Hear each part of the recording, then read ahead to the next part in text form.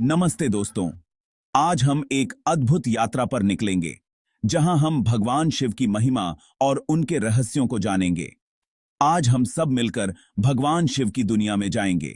जैसे ही हम शिव नाम सुनते हैं ना, तो मन में एक अलग ही शांति और रहस्य का एहसास होता है। लेकिन क्या आपको पता है कि शिव भगवान कहां से आए और उनके रहस्यों के पीछे क्या राज है? चलिए आज इसी गहरे राज को समझने की कोशिश करते हैं।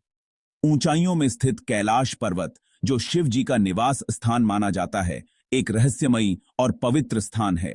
भोलेनाथ, महादेव, त्रिपुरारी, नटराज, शिव जी के कई रूप हैं और हर रूप में एक अनोखी शक्ति और संदेश छुपा है। और वो सिर्फ देवता नहीं, एक शक्ति हैं। उनकी शक्ति और महिमा का कोई अंत नहीं है। शिव जी का हर रूप कुछ ना कुछ सिखाता है। उनके उपदेश और शिक्षाएं हमें जीवन के महत्वपूर्ण सबक सिखाते हैं। उनकी तीसरी आंख वो ज्ञान की बात करती है। यह तीसरी आंख हमें आत्मज्ञान और सच्चाई की ओर ले जाती है। शिव भगवान को अनादि और अनंत माना जाता है, यानी उनका न कोई शुरू है और न ही कोई अंत।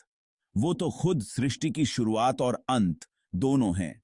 शिव भगवान स्वयंभू हैं, मतलब किसी ने उन्हें नहीं बनाया। वो तो खुद से ही पैदा हुए हैं। शिव पुराण के मुताबिक शिव भगवान का रूप निराकार और साकार दोनों है। निराकार रूप में वो इस ब्रह्मांड की ऊर्जा हैं और साकार रूप में वो त्रिनेत्रधारी, गंगा जी को अपने बालों में रखने वाले और जटा वाले भगवान हैं। उनके पैदा होने के पीछे कई कहानियां हैं। भगवान शिव के जन्म कैसे हुआ? भगवान शिव के जन्म की कहानी आज हम आपको उस अलौकिक और अनंत कथा के बारे में बताएंगे, जो भारतीय पौराणिक कथाओं में भगवान शिव के जन्म को लेकर सुनाई जाती है। भगवान शिव को साकार या प्रकट रूप में जन्म नहीं माना जाता है, क्योंकि वे स्वयंभू हैं, यानी स्वयं उत्पन्न होने वाले। उनकी उपासना आदिकाल से होती आई है और उन्हें जन्म मृत्यु के चक्र से परे माना जाता है।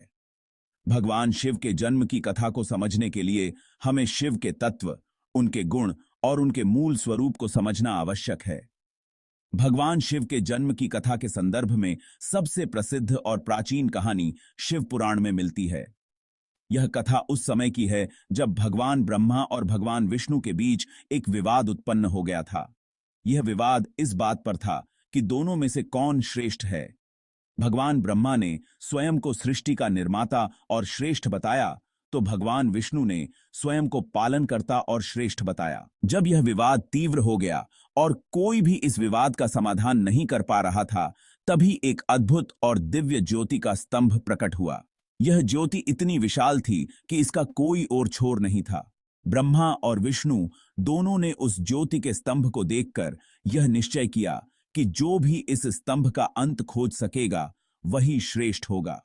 भगवान विष्णु ने इस ज्योति के निचले सिरे को खोजने के लिए वराह का रूप धारण किया और नीचे की ओर गए, जबकि भगवान ब्रह्मा ने हंस का रूप धारण कर ऊपर की ओर उड़ान भरी। कई युगों तक यात्रा करने के बाद भी वे इस ज्योति स्तंभ का अंत नहीं पा सके। थक हार कर वे वापस आए और इस ज्योति के बारे में समझने का प्रयास करने लगे। इस ज्योति के अनंत और असीम होने से यह स्पष्ट हुआ कि यह कोई साधारण शक्ति नहीं थी। अंततः दोनों ने अपनी हार स्वीकार की और उस ज्योति के आगे नतमस्तक होकर प्रार्थना की। उसी समय उस ज्योति से भगवान शिव प्रकट हुए और उन्होंने बताया कि वे ही इस ज्योति के रूप में उपस्थित थे। यह ज्योति अनादि और अनंत थी, ठीक उसी प्रकार जैसे शिव स्वयं हैं। इस कथा से यह संदेश मिलता है कि शिव अनंत और अविनाशी हैं और किसी भी सीमा में नहीं बन सकते। यह कथा हमें यह भी सिखाती है कि संसार में हर चीज अनित्य है और सभी चीजें भगवान के हाथों में हैं।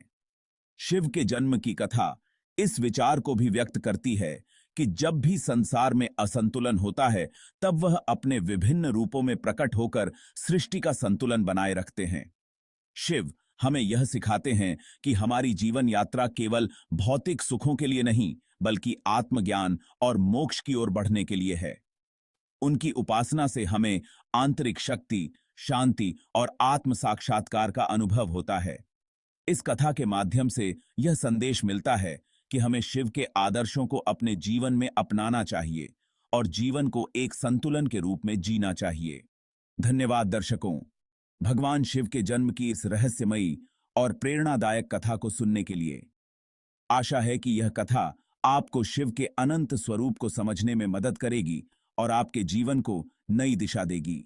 मुझे उम्मीद है आपको ये वीडियो पसंद आया होगा।